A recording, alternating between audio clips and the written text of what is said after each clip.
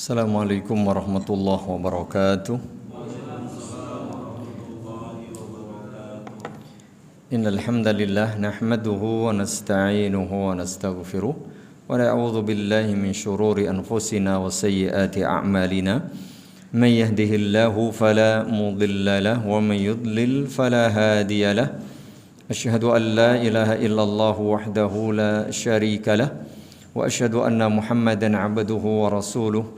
Allahumma salli wa sallim wa barik ala nabiyyina Muhammadin wa ala alihi wa ashabihi wa man tabi'ahum bi ihsanin ila yaumiddin, amma ba'd. Teman-teman jamaah dan kaum muslimin wal muslimat yang saya muliakan rahimani wa rahimakumullah.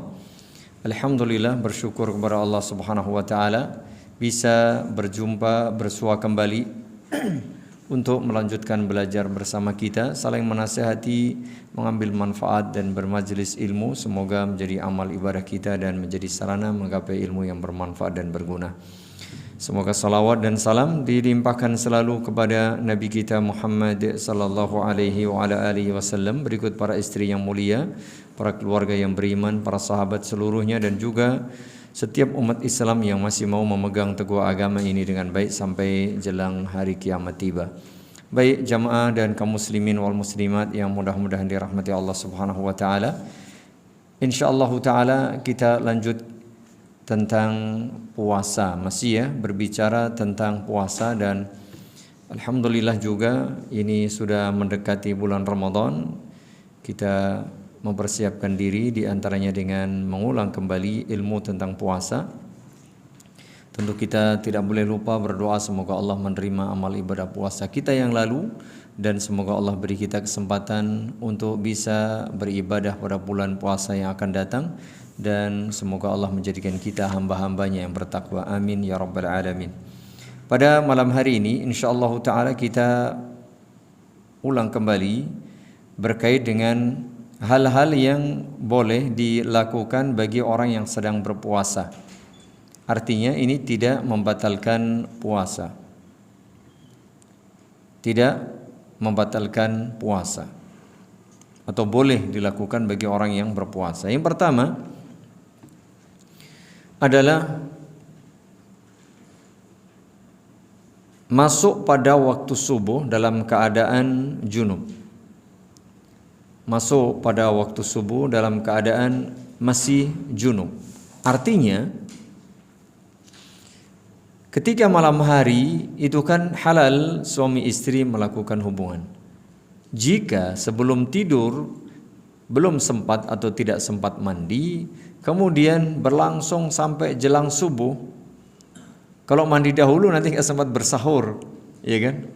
Mungkin dia sahur dahulu, begitu selesai sahur sudah masuk waktu subuh, belum mandi, maka ini tidak mengapa. Artinya tidak merusak ibadah puasa kita. Dan ini disebutkan juga ada ijma' dalam masalah ini tentang kebolehannya. Orang yang pada malam harinya junub, kemudian dia berpuasa mulai waktu subuh itu dalam keadaan belum mandi, maka puasanya sah dan tidak perlu diqadha ya, menurut jumhur ulama. Berdasarkan hadis dari Aisyah radhiyallahu anha dan juga Ummu Salamah radhiyallahu anha, anna Rasulullah sallallahu alaihi wa ala alihi wasallam kana yudrikuhu al-fajr wa huwa junubun min ahlihi thumma yaghtasilu wa yasum. Ini hadisnya. Nabi sallallahu alaihi wasallam pernah masuk waktu subuh dalam kondisi masih junub, artinya belum mandi, karena malam harinya berhubungan dengan istri beliau. Dan setelah itu baru beliau mandi untuk melaksanakan salat subuh dan melanjutkan puasa beliau. Hadis ini sahih riwayat Imam Bukhari dan Muslim. Jadi barang siapa yang pada malam harinya barangkali bermimpi basah atau masih junub, kemudian belum sempat mandi sehingga masuk waktu subuh, maka tetap lanjut puasanya. Adapun sebelum sholat subuh tentu wajib mandi, ya. Sebelum sholat subuh harus mandi. Hal yang lain yang boleh dilakukan oleh orang yang berpuasa dan tidak membatalkan puasa adalah bermesraan dengan istri atau suami istri. Ini khusus suami istri boleh bermesraan dengan catatan tidak sampai keluar mani. Ya, namanya suami istri wajarlah. Kadang mungkin lama tidak berjumpa lalu bertemu pada bulan puasa pas siang hari, ya wajarlah. Itu kalau memang dalam kondisi memang ya darurat barangkali ya. Namanya puasa kan harus menahan diri sebenarnya, tapi namanya manusia. Namanya manusia, barangkali sudah lama tidak berjumpa, pas puasa itu berjumpa, maka bolehlah bermesraan dengan catatan tidak sampai keluar. Ana Aisyah radhiyallahu anha qalat kana an-nabiy sallallahu alaihi wasallam yuqabbilu wa yubashiru wa huwa sha'im wa kana amlakukum liirbi. Ini hadis riwayat Imam Bukhari dan Muslim dari sahabi Aisyah radhiyallahu anha ummul mukminin. Beliau menyatakan, ya, beliau ini karena istri Nabi sallallahu alaihi wasallam tentu paling tahu dalam hal-hal yang berkaitan dengan pribadi, urusan keluarga, apalagi yang sangat privasi seperti ini. Apa kata beliau radhiyallahu anha? Kana Nabi sallallahu alaihi wasallam yuqabbil, beliau mencium istri, wa yubashir, ya bermesraanlah. Ya bermesraan dia macam-macam lah bentuknya, masing-masing itu orang. Wa huwa shaim, dalam keadaan beliau berpuasa. Tetapi wa kana amlakukum liirbi, tapi tentu Nabi sallallahu alaihi wasallam adalah sosok yang paling bisa menahan hasrat nafsunya. Tetapi ini menunjukkan bolehnya kita umat Islam jika memang kondisi harus mencium istri, harus mungkin bermesraan dengan catatan tidak sampai keluar, maka tidak mengapa. Dalam riwayat yang lainnya masih juga dari hadis Aisyah radhiyallahu anha ummul mukminin, beliau menyatakan kana Rasulullah sallallahu alaihi wasallam yuqabbiluni wa huwa shaimun wa ana shaimah. Nah, ini dua-duanya. Satu kali Nabi sallallahu alaihi wasallam menciumku padahal saat itu beliau berpuasa dan aku pun, kata Aisyah radhiyallahu anha, berpuasa. Jadi boleh ya sekedar mencium.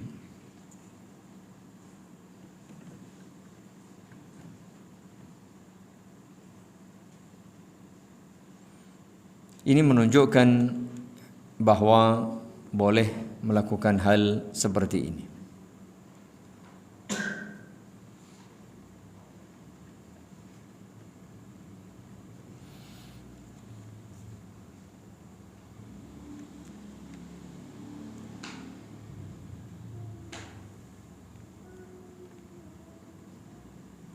Begitu pula nanti ada hadis yang lain, riwayat yang lainnya yang menunjukkan bolehnya melakukan seperti itu. Dengan catatan tadi ya, tidak sampai keluar. Berikutnya boleh mandi untuk menyegarkan tubuh. Ketika berpuasa, namanya orang puasa, apalagi siang hari yang panas, ngentar-entar itu kata orang Jawa. Lalu kita betul-betul lelah, capek, rasanya berat begitu. Kalau guyur air itu kan seger jadinya. Boleh apa boleh? Boleh. Dengan catatan itu betul-betul sekedar untuk mengguyur, menyegarkan badan biar fresh begitu. Boleh.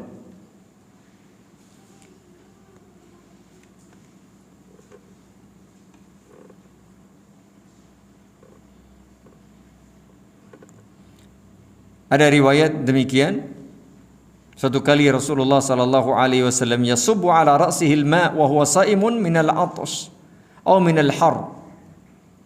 Suatu kali Rasulullah sallallahu alaihi wasallam mengguyur kepala beliau yang mulia dengan air ketika beliau sedang berpuasa, mungkin karena sangat haus dan sangat panas sehingga diguyur air. Boleh seperti itu. Jadi tidak membatalkan puasa dan tidak merusak puasa kita. Berikutnya berkumur dan beristinsyak dengan catatan tidak berlebihan. Boleh. Apalagi itu bahagian dari wudu kita. Siang hari juga berwudu kan ketika berpuasa, tetapi catatannya jangan terlalu berlebihan ketika berkumur maupun beristinsyak, menghirup air ke hidung dan nanti kemudian mengeluarkannya. Fa'an Laqid bin Sabrah qala Rasulullah sallallahu alaihi wasallam wa baligh fil istinsyaqi illa an takuna sha'ima. Bersungguh-sungguhlah ketika engkau beristinsyak, menghirup air ke hidung saat berwudu ya. Bersungguh-sungguhlah, diperintah supaya betul-betul dihirup gitu ya, baru nanti dikeluarkan supaya sampai terasa ya, apa bahasa Jawanya, pengar gitu ya, nyegrak gitu. Tetapi ya, perhatikan illa an takuna shaima, kecuali jika engkau sedang berpuasa. Apa artinya? Jangan bersungguh-sungguh, biasa aja. Jadi dihirup sekedar masuk lalu keluarin. Beda dengan kalau tidak berpuasa, maka agak keras sehingga lebih dalam gitu ya, lebih mantap, lebih sempurna. Adapun pada saat berpuasa tetap berkumur, tetap istinsyak, tapi jangan berlebihan atau jangan terlalu keras. Bahkan berkumur-kumur itu boleh meskipun tidak sedang berwudu. Orang yang berpuasa itu berkumur-kumur boleh meskipun tidak sedang berwudu. Kalau berwudu jelas. Tapi selain berwudu pun boleh. Ya. Selain berwudu boleh. Dan ini tidak merusak puasanya, dengan catatan dia jujur, ya, dia tidak pura-pura berkumur. Aku tak kemusik. Oh, kita kok ambune ora sedep gitu ya. Rasanya pahit gitu ya. Tapi ternyata ya sepertiganya disimpan di perut. Wah, ini nggak boleh. Ini batal. Allah Maha tahu. Ya, Allah Maha tahu. Tapi sekedar betul-betul dia berkumur karena ada kebutuhan, boleh. Tidak ada mengapa.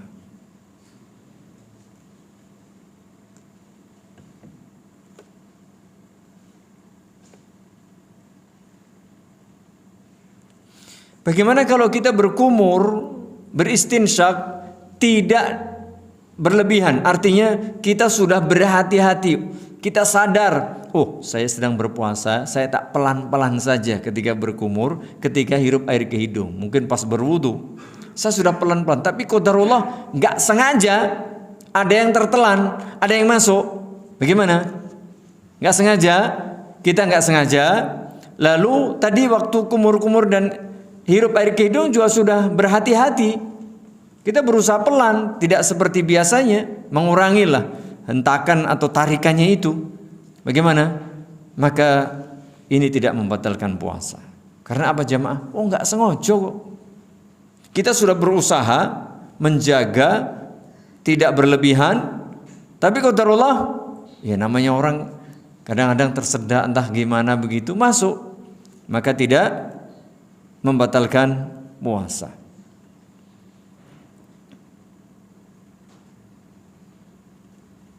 Ini pendapatnya lebih kuat. Karena kita sudah berusaha. Kita sudah berusaha dan itu ya, kumur-kumur ya harus kumur-kumur, hirup air ke hidung tadi. Tetapi karena ketidaksengajaan maka tidak membatalkan puasa. Berikutnya, mencicipi makanan jika memang dibutuhkan. Ingat ya, bahasa mencicipi itu sekedar mencicipi rasa di lidah. Karena saraf perasa itu di lidah. Orang kita kalau sudah nelan makanan itu meskipun rasanya tadi enaknya kayak apa, kalau sudah lewat sini terasa nggak enaknya? Nggak ada. Enak itu hanya di lidah, ya enggak? Asin, manis, pahit, ya, hambar begini begitu, ketika di lidah aja. Begitu sudah ditelan, sudah nggak ada itu. Makanya mencicipi itu sekedar di lidah dan tidak ditelan, maka boleh. Bagi para ibu atau para chef yang harus masak ya dalam skala besar, itu kalau nggak dicicipi kayaknya, kalau sedikit untuk keluarga, ibu-ibu itu sudah hafal, segini insya Allah sudah beres lah. Coba kalau dapat pesanan, ya buka bersama berapa? 3.000. Beda masak dikit dengan masak banyak, tentu beda porsinya. Belum lagi nanti ngaduknya misalnya. Tadi misalnya porsinya sudah kalau 10 orang segini, kalau 100 orang segitu, mungkin sudah ukurannya tepat. Tapi ketika ngaduk mungkin belum rata. Rata belum. Dicicipi, boleh mencicipi makanan jika membutuhkan, tetapi tidak boleh ditelan.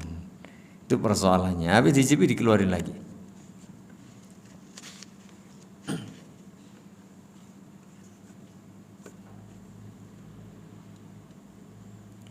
Kata Abdullah ibn Abbas radhiyallahu anhuma, la ba'sa an yadhuqa al-khal aw syai'a ma lam yadkhul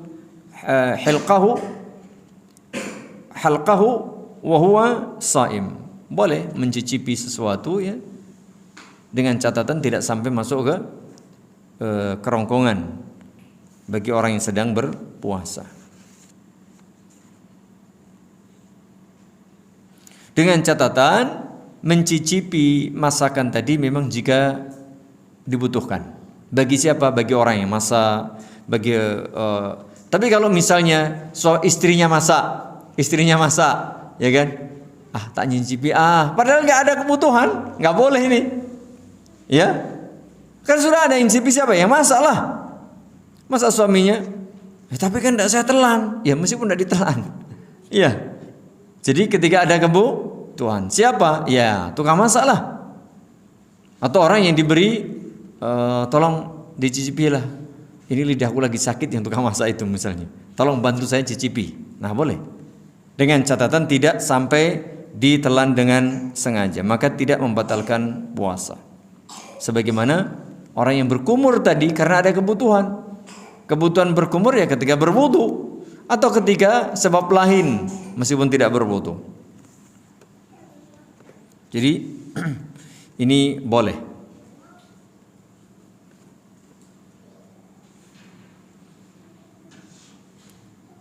Meskipun begitu, jika memungkinkan untuk tidak mencicipi tentu lebih aman.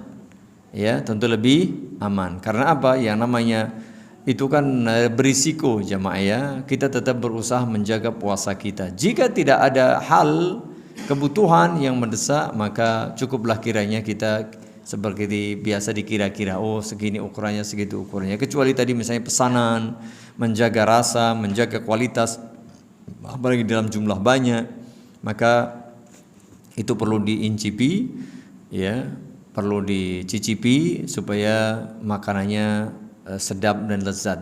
Maka boleh hanya seperlunya dan tentu tidak boleh ditelan. Tidak boleh ditelan. Hal lain yang dibolehkan dan tidak membatalkan puasa adalah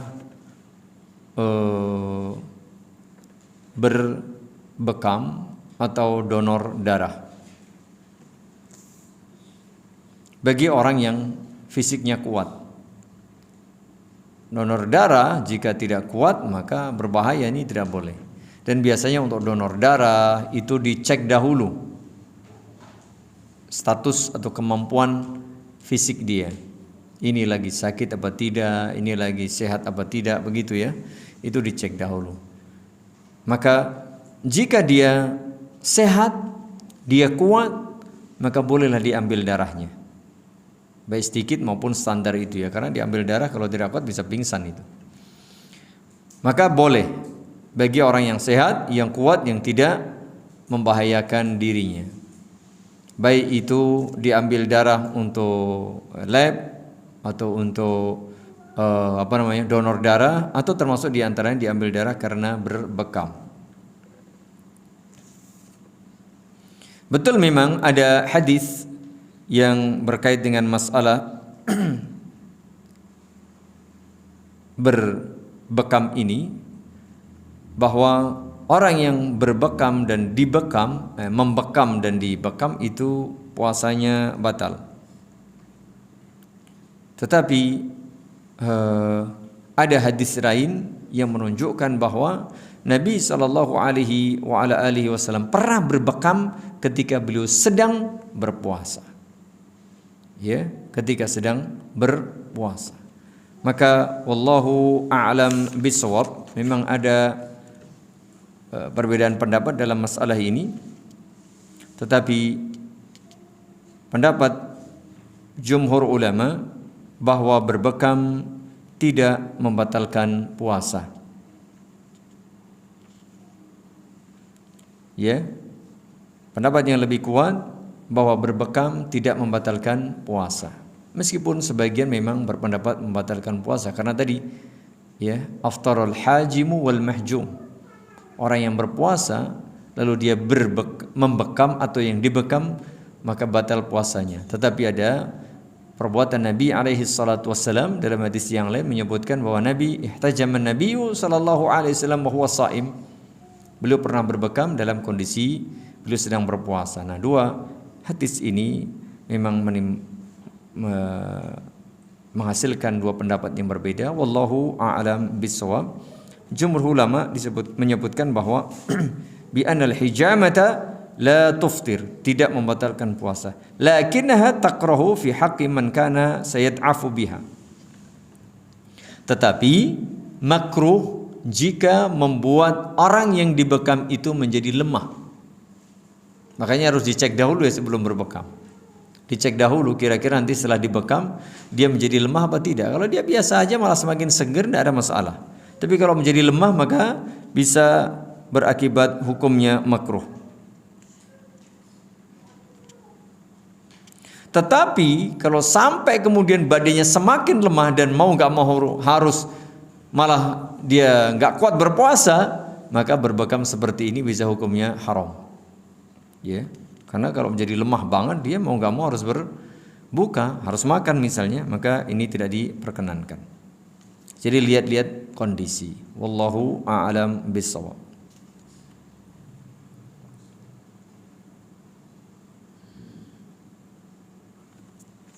Berikutnya, beberapa hal yang boleh dikerjakan saat berpuasa dan tidak membatalkan puasa adalah memakai celak. Ya, karena di mata di situ ya, dikhawatirkan nanti ada yang masuk, atau tetes mata. Yang lain lagi adalah injeksi ya, suntik, masukkan obat, atau juga mencium minyak wangi. Maka semua ini wallahu a'lam, pendapat yang lebih kuat menyatakan tidak membatalkan puasa. Tidak membatalkan puasa.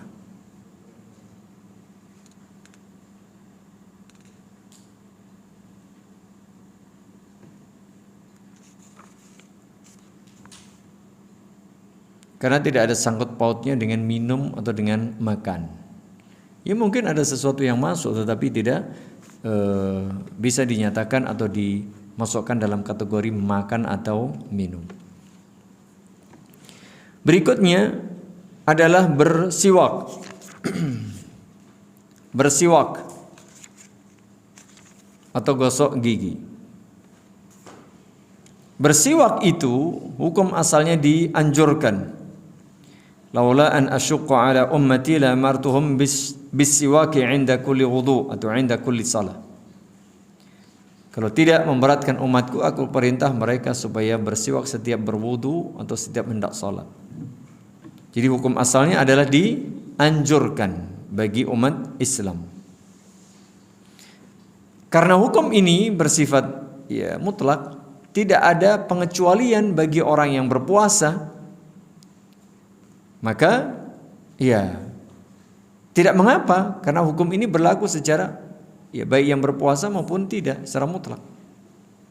Karena tidak ada dalil yang mengecualikan bagi orang yang berpuasa, maka hukum itu berlaku secara sama saja baik dia berpuasa maupun tidak berpuasa. Ada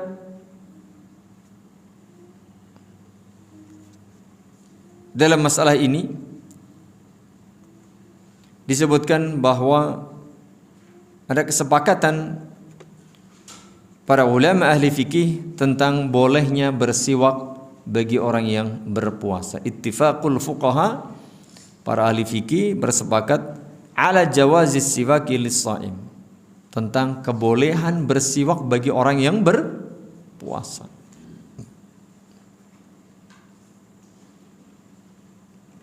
Ini hukum asalnya begitu, meskipun nanti sebahagian ulama menyatakan boleh, tapi kalau waktu-waktu tertentu nanti mungkin makruh dan seterusnya. Wallahu a'lam bishawab. Tetapi ya, pendapat-pendapat tersebut hanya dalam rangka kehati-hatian saja yang tidak ada dalil secara khusus. Maka pendapatnya lebih kuat, secara umum tetap boleh bersiwak kapan saja, pagi hari, siang hari, sore hari, tidak ada masalah. Ya, tidak ada masalah bersiwak, dengan catatan ya kayu siwaknya tidak dimakan. Beli siwak yang masih panjang gitu, tahu-tahu loh, kamu bersiwak sebentar kok sudah tinggal separuh, nah urusan lain. Dimakan, ditelan misalnya. Atau dia pakai pasta gigi, ini juga harusnya hati-hati. Loh, sepertinya baru beli pasta gigi yang gede, kok tinggal separuh. Nah, barangkali ditelan, nggak boleh. Ya. Jadi lebih aman kalau kita bersiwak atau gosok gigi ya tidak pakai pasta gigi kalau pada siang hari, supaya tidak tertelan begitu ya. Wallahu a'lam. Ini termasuk menggunakan pasta gigi. Boleh tidak akan menggunakan pasta gigi? Ya, maka lebih utama tidak menggunakan pasta gigi ya, bergosok gigi pakai sikat gigi aja gitu. Ya kan? Lalu kita berkumur-kumur, itu lebih utama. Lebih utama. Karena ya mulut kadang-kadang bau, kadang-kadang kotor, ya kita berkumur tadi, atau kita gosok pakai sikat gigi tapi kita tidak menggunakan pasta gigi, itu lebih hati-hati, lebih berhati-hati. Tapi kalau pakai gosok gigi nggak pakai pasta gigi semakin busuk mungkin ya, semakin bau. Ya silahkan mungkin pakai pasta gigi yang ya, sedikit saja, tetapi nanti bisa pastikan bahwa itu tidak tertelan dan tidak ada yang masuk ke mulut ke perut kita. Intinya, wallahu a'lam, lebih baik berhati-hati. Yang paling aman adalah pakai siwak. Ini tidak ada bahan lain ya. Pakai aman pakai siwak. Ini tidak ada masalah kalau pakai siwak. Kalau pakai pasta gigi itu masalahnya. Gosok gigi, kalau gosok gigi aja nggak ada masalah. Ya, masalahnya itu pakai pasta gigi yang kemungkinan besar ada tertelan, maka lebih berhati-hati untuk tidak menggunakan pasta gigi atau kita biasa sebut apa? Odol ya. Seperti itu. Baik. Jadi boleh, hukum asalnya boleh bersiwak. Berikutnya yang boleh dilakukan pada saat berpuasa dan tidak membatalkan puasa adalah menelan ludah. Menelan ludah. Atau menelan cairan yang kadang-kadang seperti ingus itu ya. Kita kadang-kadang pilek kan ya, masih musim pilek, lalu batuk ya. Kadang-kadang ketika kita batuk ada dahak kan? Atau waktu pilek ya sentrap-sentrup begitu kadang-kadang tertelan. Ya, kalau ludah jelas kita menelan ludah. Ada ludah, ada dahak, ada ingus yang kadang-kadang tertelan. Ya, karena keluar dari rongga hidung itu. Maka pendapat yang lebih kuat tidak mengapa. Tidak mengapa. Boleh. Dengan catatan itu memang secara otomatis tertelan.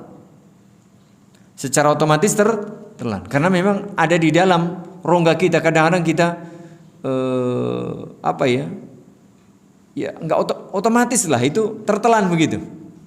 Beda halnya kalau ditampung dahulu ya. Ini mumpung pilek ini ditampung dahulu, ada pengepul di mulut, ya, setelah banyak baru ditelan. Nah ini bisa jadi masuk kategori sengaja makan. Ya, ada ingus, tampung dulu, nanti banyak baru ditelan.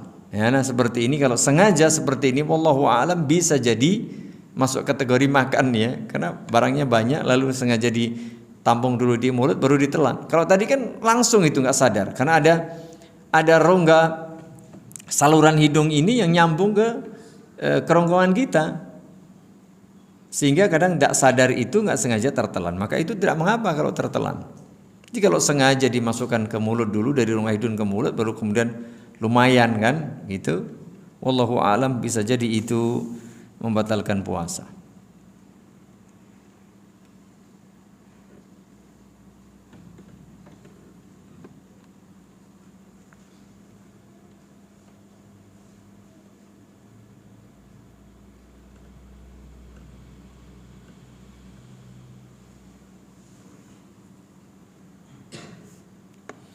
Berikutnya yang tidak membatalkan puasa adalah jika ada, ya namanya kita makan ya, kadang-kadang ada selilit. Tahu selilit?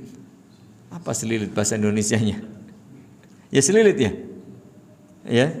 Ya, bagian dari makanan itu kan kita kunyah. Ya wajarlah ada yang tersisa di situ. Kecil-kecil gitu ya kadang-kadang. Nggak sengaja ketika kita nelan ludah itu tertelan. Jika selilit itu memang selilit yang ya memang selilit namanya, kecil-kecil lah barang, kadang satu titik, ya seperti itulah. Tapi terasa kan di mulut itu terasa. Tanpa kita sadari waktu kita nelan ludah itu tertelan, maka tidak membatalkan puasa. Tapi kalau selilitnya itu segede bakso ya, itu sengaja ditelan itu namanya, itu membatalkan puasa karena disimpan tadi. Masa ada selilit, wah iya selilit, mau gigi saya ompong nyangkutnya segitu, wah ini ya beda itu ya. Kalau nyangkut segitu mesti terasa. Ya kalau selilit itu kan kadang nggak terasa dan sulit untuk dibersihkan. Kadang-kadang waktu kita nelan ludah itu, oh baru ikut. Nah itu tidak membatalkan puasa. Termasuk misalnya ada darah yang keluar di gusi, ya kan namanya orang puasa kadang-kadang keluar darah di gusi, atau pas kita gosok gigi keluar darah di gusi, nggak sadar kita, setelah kumur-kumur masih keluar lalu tertelan, maka tidak membatalkan puasa, tidak membatalkan puasa. Termasuk misalnya ya, kalau kita di jalanan yang banyak debu, kita menghirup udara ternyata masuk tertelan. Atau kita pas ya bicara gitu ada banyak debu masuk, mungkin nggak sadar tertelan dan tidak bisa kita hindari, maka itu tidak membatalkan puasa.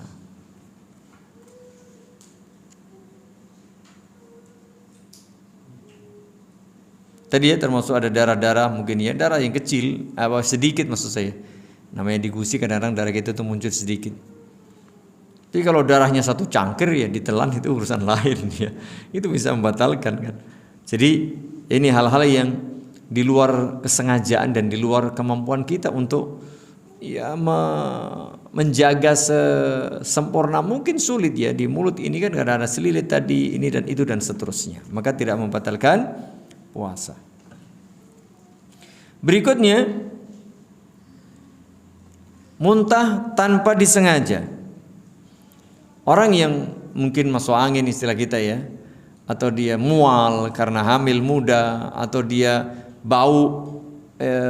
mencium bau tertentu, enak lalu muntah, atau makan makanan tertentu, kekenyangan dan seterusnya lalu, oh kalau puasa nggak makan ya.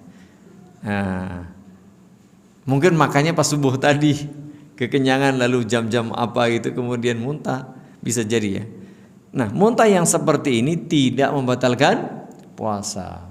Pada pertemuan dulu kayaknya sudah kita baca tentang hal-hal yang membatalkan puasa. Ini sengaja biar muntah. Mungkin pakai jari kita dimasukkan ke mulut atau bagaimana supaya muntah. Maka kalau dia muntah betulan maka jadi batal karena dia sengaja membuat dirinya muntah. Tapi kalau tanpa dia sengaja lalu dia muntah maka tidak batal puasanya. Berikutnya, makan atau minum tapi dia lupa kalau sedang berpuasa. Pernah ini kayaknya pernah ya. Pernah nggak? Kayaknya pernah deh. Hampir semua mungkin pernah. Waduh, aku semangat. Begitu mau ditelan, ingat kalau dia sedang berpuasa, bagaimana? Keluarin. Ya sudah ditelan, nggak usah dikeluarin. Yang masih di mulut, ya maka keluarin. Udah dikunyah, loh poso, dilepeh rasanya. Tapi yang sudah tertelan, alhamdulillah, lanjutkan puasanya. Ya lanjutkan puasanya. Karena barang siapa makan, man akala atau syariba manasiya, barang siapa lupa, kemudian faakala atau syariba, kemudian dia makan atau minum, maka falyutimma saumahu, hendaknya dia lanjutkan puasanya.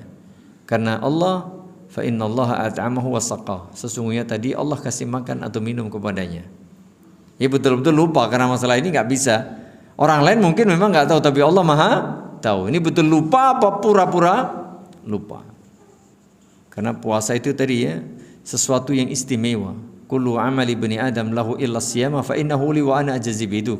Salah satu maknanya fa innahu li, karena puasa itu untukku. Allah yang Maha tahu. Mungkin kita pura-pura lupa, tapi Allah nggak bisa ditipu. Orang lain bisa percaya, aku lali, aku makan mau rong piring, lali. Lo kelingane, us bareng ngombe warak lagi kelingan. Bisa jadi itu betul. Ya lupa puasa lalu dia makan, maka tidak mengapa. Tapi sampai dia menipu, maka Allah Maha tahu. Jadi boleh dan tidak membatalkan puasa. Fal yutimma, hendaknya dia lanjutkan puasanya. Sesungguhnya Allah telah memberi makan dan minum kepadanya. Ya bersyukurlah kepada Allah kalau pas itu lupa.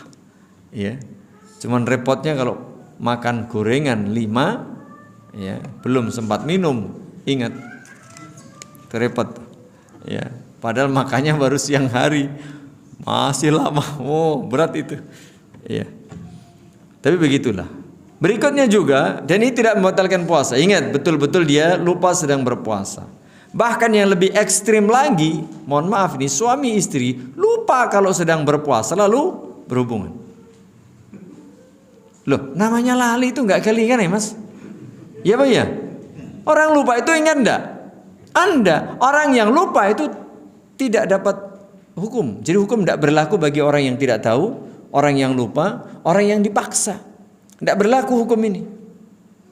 Ya namanya lupa kok. Kowe poso ora? Iya poso nih, pas kowe aku lali nek poso. Lalu berhubungan. Begitu selesai, lah bune hae lak poso to. Heeh Pak nih. Lah mau kalingan ora? Mau ora. Saiki lagi kalingan. Terus enggak puasanya? Terus. Ya.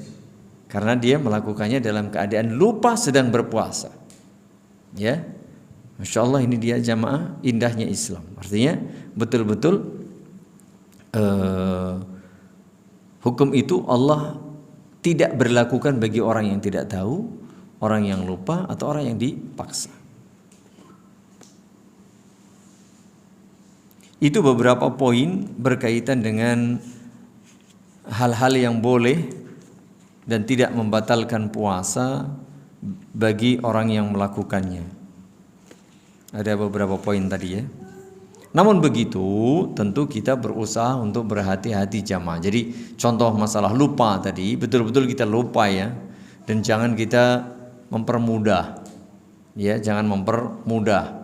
Kalau betul-betul memang lupa, betul-betul tidak sengaja, la yukallifullahu nafsan illa wus'aha. Tetapi jangan kemudian kita menggampangkan. Begitu. Pembahasan berikutnya yang berkaitan dengan masalah puasa. Kalau kemarin yang membatalkan sudah dibahas, sudah ya? Sudah belum? Sudah yang membatalkan puasa. Soalnya nggak urut ini. Di situ. Urut-urutannya apa? Itu kan adab berpuasa, oke? Yang membatalkan sudah belum? Kalau yang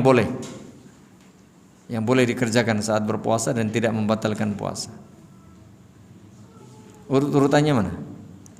Karena beda dengan di sini. Dilewati kemarin yang membatalkan puasa. Oh, berarti sekarang yang membatalkan puasa. Saya kira sudah di depan. Baik. Kalau belum, mari kita lihat apa saja yang bisa membatalkan puasa.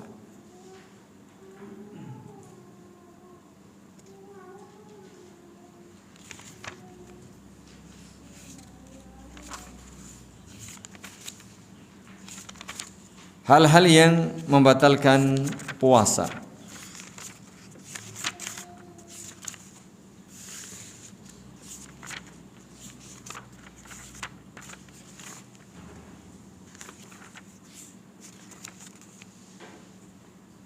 Yang pertama,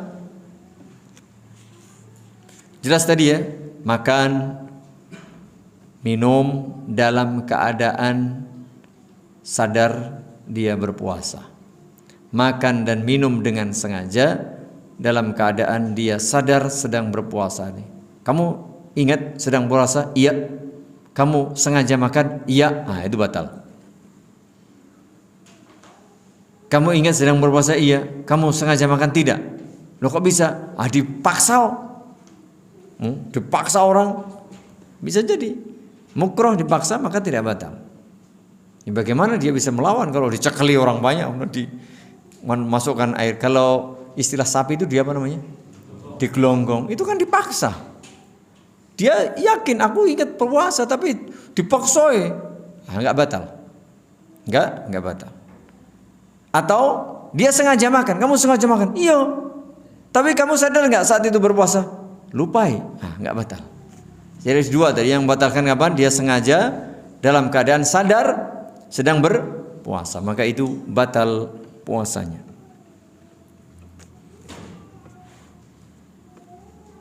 Tapi kalau tadi terlupa, man nasiya wa huwa shaimun fa akala aw syariba falyutimma shaumahu fa innama at'amahu Allah wa saqah tadi ya. Tapi kalau dia tidak ingat, kalau sedang berpuasa lalu makannya sengaja, enggak dipaksa orang, ya. Minumnya sengaja, enggak dipaksa. Tapi dia lupa kalau sedang berpuasa, maka tidak batal. Jika dia sengaja dan dalam keadaan sadar dan ingat, itulah yang batal puasanya. Kemudian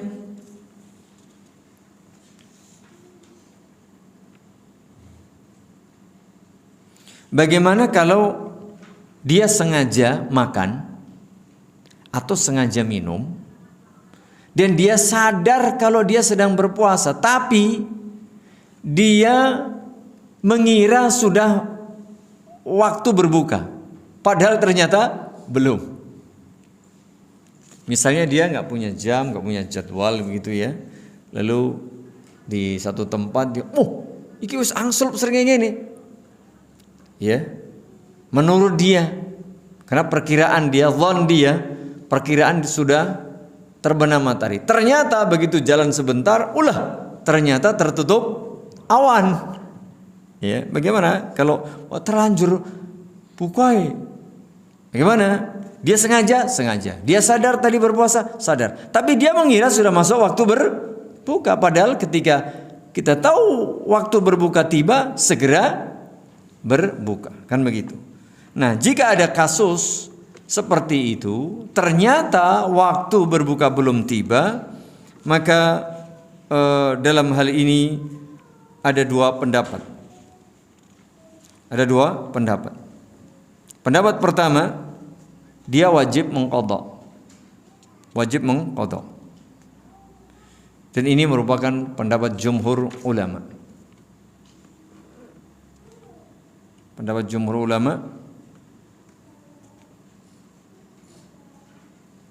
Dia wajib mengqadha. Pendapat kedua, tidak wajib mengqadha.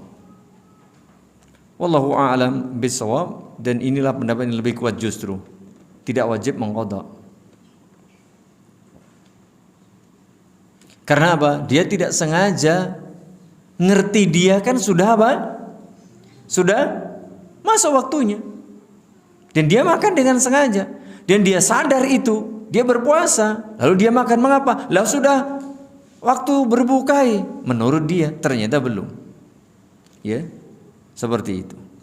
Wallahu a'lam bishawab.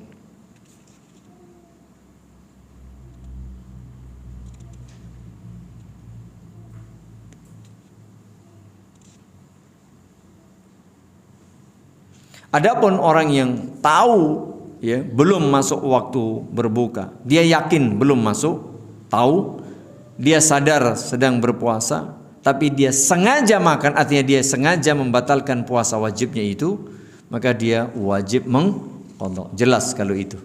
Wajib mengqadha. Jadi sebab pertama adalah makan atau minum dengan sengaja dalam keadaan sadar dia sedang berpuasa, artinya membatalkan puasa itu dengan sadar. Berikutnya adalah sengaja tadi muntah ya, membuat cara atau mencoba supaya dirinya muntah, padahal asalnya tidak ingin muntah. Berikutnya kalau bagi kaum wanita jelas ya, kalau datang bulan atau dia melahirkan, melakukan persalinan, maka dia batal puasanya.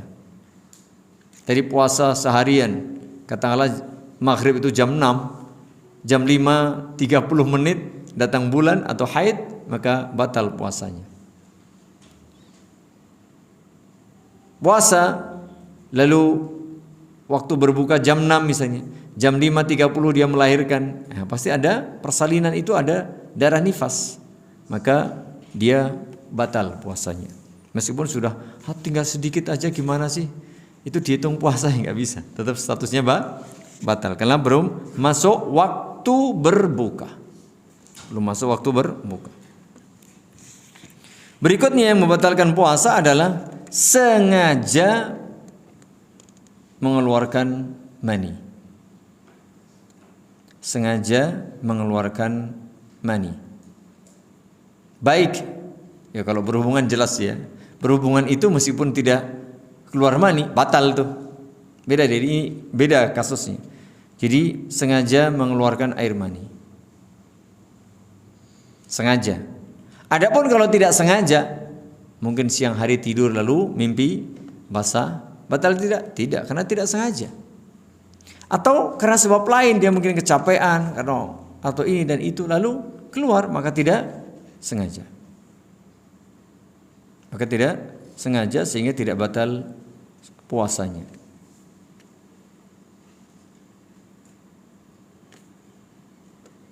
Sehingga bagi suami istri misalnya ya tadi boleh, meskipun tadi boleh mencium, boleh bermesraan, tapi ingat Nabi alaihi salatu wassalam adalah sosok yang paling kuat menahan nafsunya. Jadi kita bisa mengira-ira lah, mengukur diri kita.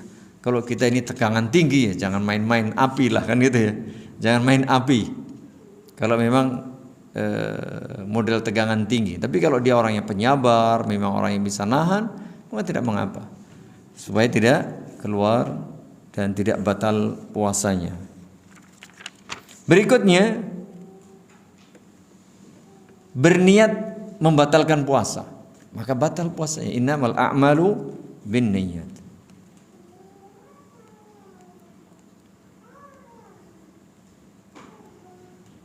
Meskipun dia tidak makan, tidak minum, tapi niat dia aku batal ke pasaku gitu ya. Dalam hati pokoknya saking tidak kuat atau bagaimana sebab lain, dia berniat membatalkan puasa, maka batal puasanya. Meskipun dia tidak makan, tidak minum. Terakhir yang membatalkan belum terakhir nih. Satu lagi ini, dua lagi, yaitu berhubungan badan. Suami istri dia sadar sedang berpuasa, dia sengaja melakukannya tanpa ada paksaan, bukan karena lupa, dan dia tahu hukumnya juga, maka batal puasanya. Dan ini pembatal puasa yang paling berat sanksinya. Di samping dia harus qadha, dia harus membayar kafarat, membayar kafarat.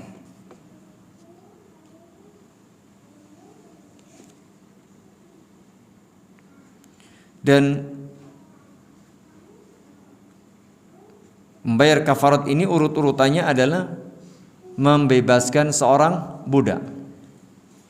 Kalau dia tidak bisa melakukannya, maka puasa 2 bulan berturut-turut. Puasa baru 3 hari sudah batal, suruh puasa 2 bulan berturut-turut. Berat, iya, makanya jangan main api tadi ya. Jangan menggampangkan gitu. Karena puasa itu memang, puasa itu artinya menahan diri, suruh sabar kita. Ujian memang iya. Nanti nunggu sebentar lah malam hari kan gitu. Kalau tidak mampu baru memberi makan 60 orang miskin. Itu bagi orang yang melanggar tadi ya, berhubungan badan pada siang hari dengan sengaja dan sadar diri bahwa dia sedang berpuasa. Kemudian pembatal puasa berikutnya adalah murtad. Na'udzubillah min dzalik. Dia keluar dari Islam tentu membatalkan puasa. Membatalkan puasa. Kalau besok dia masuk Islam lagi, maka dia wajib mengqadha puasa yang ia tinggalkan itu.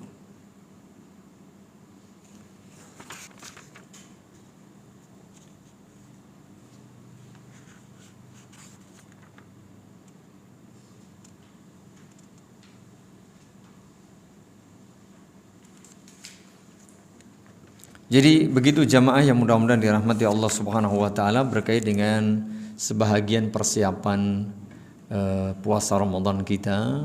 Meskipun setiap tahun itu kita sudah melakukannya, tapi penting kiranya kita ulang, kita merojaah kembali. Semakin hari semakin berulang kita, meskipun sudah tahu, tapi mudah-mudahan ini semakin membuat kita semakin paham, semakin mantap dalam menjalankan ibadah puasa Ramadan insyaallah taala. Demikian, semoga bermanfaat. Lebih kurangnya mohon maaf, dan semoga Allah Subhanahu wa taala memberi kita kesempatan waktu bersuara Ramadan, memberi kita kemampuan, kesehatan, taufik dan bimbingannya agar bisa melaksanakan ibadah Ramadan dengan semaksimal mungkin, mengisi bulan Ramadan dengan amal-amal kebajikan dan ibadah, sehingga akhir Ramadan Allah mengampuni dosa-dosa kita dan memasukkan kita ke dalam golongan orang-orang yang bertakwa. Amin. Subhanakallahumma wa bihamdika asyhadu an la ilaha illa anta astaghfiruka wa atubu ilaik. Assalamualaikum warahmatullahi wabarakatuh.